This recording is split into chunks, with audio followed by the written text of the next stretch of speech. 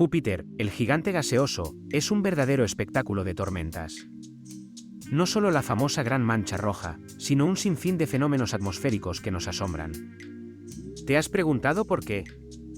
La clave está en su rápida rotación, que dura solo 10 horas, y su densa atmósfera compuesta de hidrógeno y helio. Esta combinación genera vientos que superan los 600 km por hora, creando tormentas que pueden durar siglos.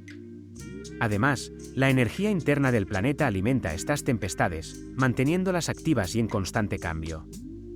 Es un ciclo interminable de caos y belleza que sigue desconcertando a los científicos.